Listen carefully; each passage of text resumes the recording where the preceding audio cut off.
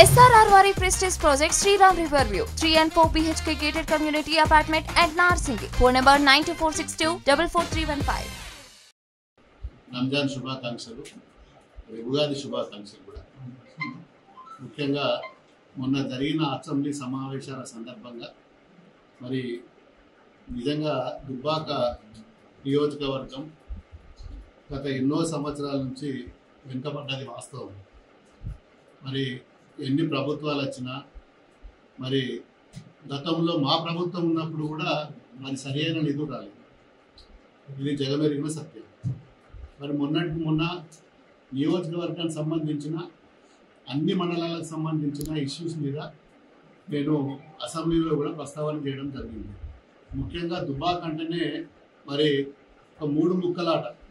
ముఖ్యంగా చెప్పాలంటే ఒక తీన్ పత్తా లెక్క ఉన్నది. మరి ఒక రెవెన్యూ డివిజన్ లేక నానా అవస్థలు పడుతున్నాం. మరి ఆ చేగుంట నార్సింగ్ మెదక్ జిల్లాలు ఉంటాయి.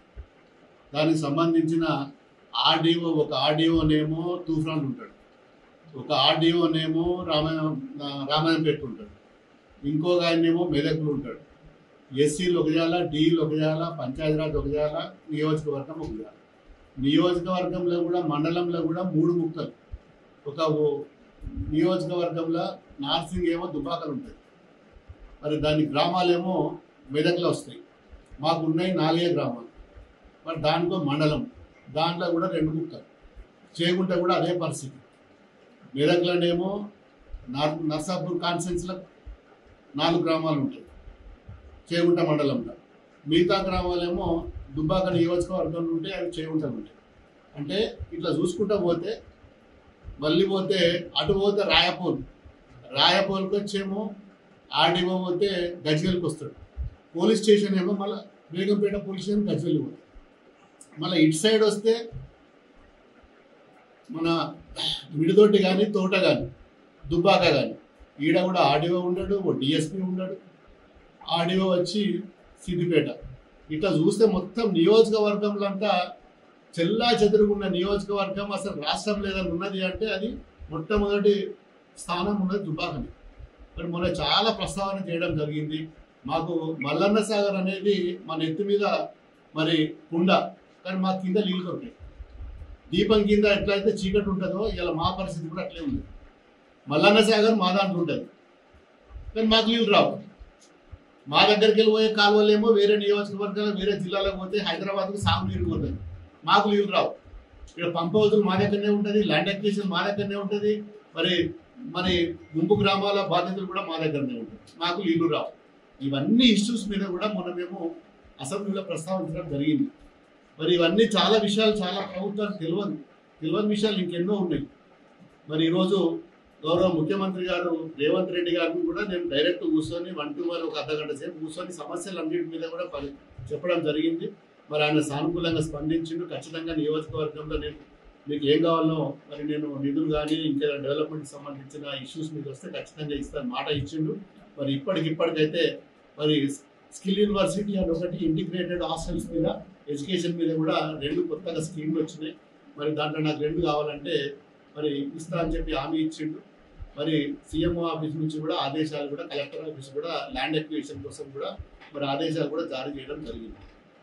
నాకు ఒక 25 ఎకరాలేమో స్కిల్ యూనివర్సిటీకి, ఒక 20 ఎకరాలేమో మరి ఇంటిగ్రేటెడ్ హాస్టల్స్కు దాదాపు ఒక ఇంచుమించు ఒక 50 ఎకరాల ల్యాండ్ మరి అవసరం పడుతున్నది. మరి దానికోసం ఈరోజు మరి ఆర్డీఓ తోటి, ఎంఆర్ఓ తోటి, కలెక్టర్ గారితో మాట్లాడి దుబ్బాక శివాలయాన్ని కావాలని మరి దుబ్బాక గ్రామానికి సంబంధించిన 4-5 సర్వే నెంబర్లు కూడా ఇవ్వడం జరిగింది, అసైన్మెంట్ ల్యాండ్. మరి దాన్ని కూడా పరిశీలించడం. మరి మా గ్రామ సమీక్షంలో అందరూ కూడా మరి ఆ ఏరియా అయితే బాగుంటుందని చెప్పి మరి గ్రామస్తులు కూడా అందరు రికమెండేషన్ చేస్తున్నారు. మరి అది త్వరలోనే మరి దాని ల్యాండ్ అక్విజిషన్ నోటీస్ ఇచ్చి మరి ఆ ప్రాంతంలో మరి 2 ఇంటిగ్రేటెడ్ అండ్ స్కిల్ యూనివర్సిటీ సంబంధించిన కట్టాలని చెప్పి ఒక ప్రతిపాదన. మరి దీన్ని మాకు మాట ఇచ్చి శాంక్షన్ చేసినందుకు మా దుబ్బాక నియోజకవర్గం తరఫున గౌరవ ముఖ్యమంత్రి రేవంత్ రెడ్డి గారు కూడా ధన్యవాదాలు చెప్తున్నాం. మేము వాళ్ళ పని చేసిన వాళ్ళని గుర్తుపెట్టుకుంటాం. దుబ్బాక నియోజకవర్గం అంటే ఎవరు ప్రాంతానికి అభివృద్ధి చేసినా, ఏ పార్టీ అయినా ఎవరైనా గుర్తుపెట్టుకొని కూడా చేస్తాం. ఇంకా కూడా దుబ్బాక రింగ్ రోడ్ రావాలి. మరి ఔషిపురం నుంచి దుబ్బాక నుంచి లచ్చపేట వరకు మరి ఒక 35 కోట్లతో ప్రతిపాదన ఇచ్చిన. దానికి కూడా మరి అది HEIM హమ్ స్కీమ్ కింద శాంక్షన్ ఇస్తా అని మాట ఇచ్చిండు. దీనిలో మళ్ళా ఈ పార్టీ ఆ పార్టీ అని చెప్పి పుల్లలు పెడితే మరి చెడిపోతుంది. మనం ఇప్పటికే వెనుకబడ్డాం. గతంలో మరి బై ఎలక్షన్లో అప్పుడు బీజేపీ ఎమ్మెల్యే వచ్చి ఒక 3 సంవత్సరాలు లాస్ అయిపోయాను. మరి ఇప్పుడేమో ప్రభుత్వం కాంగ్రెస్ వచ్చింది, ఇప్పుడేమో నేనేమో బీఆర్ఎస్ నుంచి గెలిచిన. ఇవన్నీ ఇష్యూస్ ఉన్నాయి కాబట్టి దయచేసి పార్టీలకు అతీతంగా అభివృద్ధి కోసం ముందుకు వస్తే నేను ఖచ్చితంగా ఎవరి దగ్గరికైనా పోతా, ఏదైనా అభివృద్ధి తీసుకొని వస్తా. మరి నిజంగా కూడా ఇవాళ మరి మనకు ఈ ప్రాంతం అభివృద్ధి ముఖ్యం కాబట్టి మరి ఇన్ని నిధులు, చాలా నిధులు కావాలి మనకు. ఈ జిల్లాలోనే పూర్తిగా వెనుకబడ్డది దుబాక. మరి దీని తర్వాత రెవెన్యూ డివిజన్ కూడా చేసుకోవాలి.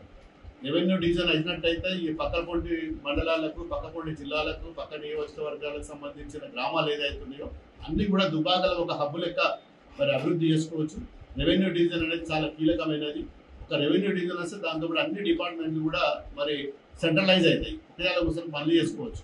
ఒకసారి రివ్యూ పెట్టుకుంటే అందరు కూడా దుబాకలో కూర్చుంటే అందరు అధికారులు, అందరు ఆర్డీఓలు వస్తారు, ఎంఆర్ఓలు వస్తారు, డిఎస్పీలు, పోలీస్ వ్యవస్థ కానీ, పంచాయతీరాజ్ వ్యవస్థ కానీ, R&B వ్యవస్థ కానీ, ఎడ్యుకేషన్ వ్యవస్థ కానీ, ఎలక్ట్రిసిటీ వ్యవస్థ కానీ, ఇవన్నిటి మీద కూడా నేను డిపార్ట్మెంట్ వైజ్గా రివ్యూలు పెట్టి ఖచ్చితంగా ఇప్పటి నుంచి నియోజకవర్గ అభివృద్ధి కోసం మరి మీ అందరి సహకారం, మా నియోజకవర్గ మా రైతుల సహాయ సహకారాలతోటి, మా దుబ్బాక పట్టణ మున్సిపల్లో ఉన్న మరి ప్రజల సహాయ సహకారాలతోటి మరి ఇవన్నీ కూడా అభివృద్ధి చేసుకుంటున్నాం.